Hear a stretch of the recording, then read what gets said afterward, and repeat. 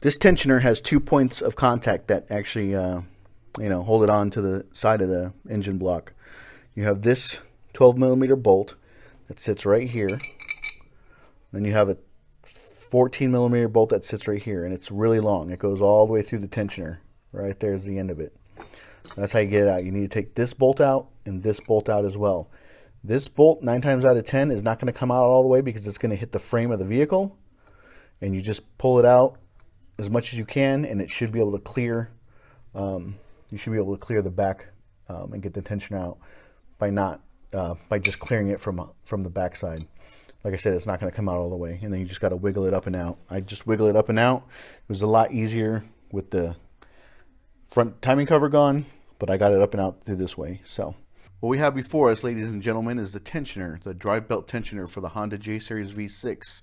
This came off a 3.0 liter, but it'll be similar to the 3.0, 3.2. Your Honda Accords, your Odysseys, Pilots, Ridgelines, TLs, CLs, MDXs. Anything with the J Series Honda Acura V6 engine. So one thing I wanted to share with you guys is you can actually refurbish these. So you have a big spring in here, right? 9 times out of 10, that spring does not fail. And I'm not saying it doesn't happen, but it doesn't happen a lot. What does fail are these bearings. So you have top pulley, bottom pulley. These are the bearings inside there. They wear out over time because they're just rotating, with so many hundreds of thousand miles on there, they will wear out. And I have 2 new ones right here. SKF and NSK. I will put links down in the description to both of these bearings. So we're doing the timing belt on this particular vehicle, and it's time to come to the tensioner. I recommended to the customer that we just change out the bearings, half the cost, if not less, than actually replacing the whole tensioner because, like I said, the bearings wear out. So, you have plates here. These two are the same plates. I like to paint these for some weird reason. I got orange and green. That's what I grabbed off the shelf. Then you have a reverse threaded bolt here. Actually goes in the top. So this one is 14 millimeter. And it's typically righty-tighty, lefty-loosey, but on this it's righty-loosey, lefty-tighty, okay? Then you have this other long bolt that goes down here like this. That connects to the engine block. And then this, where is it? You have a small 12 millimeter bolt that connects to the engine block as well, right down there. All right? Then you have, pull these out. On this bottom side, you have this little plastic ring that goes over the bolt. It actually gets pushed down on this bolt into this recessed area. And it actually keeps the bolt from popping out, which is pretty cool. So I always leave them on there. But let me show you this. Okay, so lower bearing is bigger than the top one. How we get these out, I'm going to flip them over. You find an appropriate size socket. Then you get yourself a BFH. I'm not going to do it on the table because, well, I could try. Yeah, the table's just, this work table is just, it's not solid enough. But, yeah, you get a big socket. You just pound out the old bearing.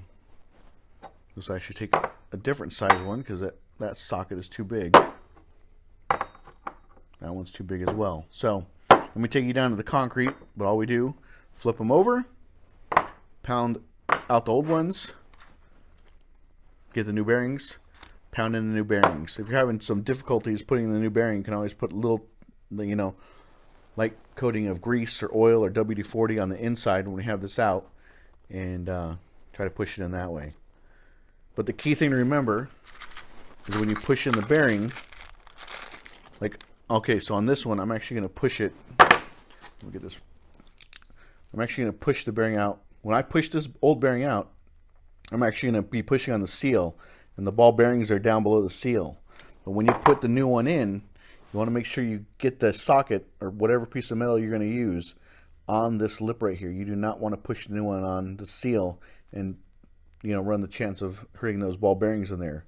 So always when you install a new one, always try to get to this outer race when you're pushing it in. There's the bottom bearing. Bring in the socket.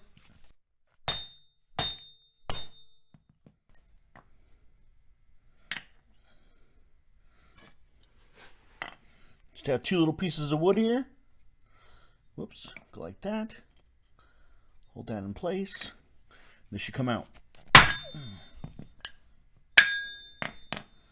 There's the old bearing. Nice and nasty. Okay. Let me take a little rag, clean all that out real quick. Okay. Clean that out. Got the new bearing here. Feels way better. Okay, I'm going to try to get that as level as I can. Give it a couple love taps here. Okay. Now I can't find a socket big enough, so I'm just going to use my old bearing. Get a piece of wood right here.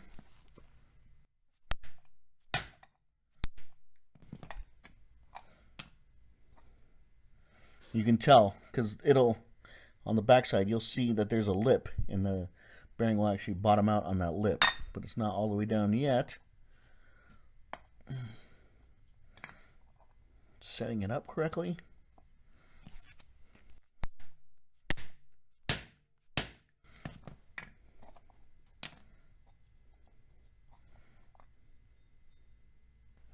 The new bearing is in place. Okay, that's the bottom one. I'll do the top one real quick.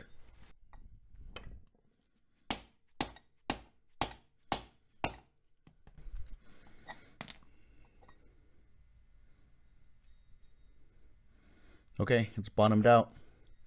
So we are good to go. Okay, this is how you refurbish a drive belt tensioner for a Honda J Series V6. Hope this helped you out. If you can, subscribe, and I will talk to you guys later.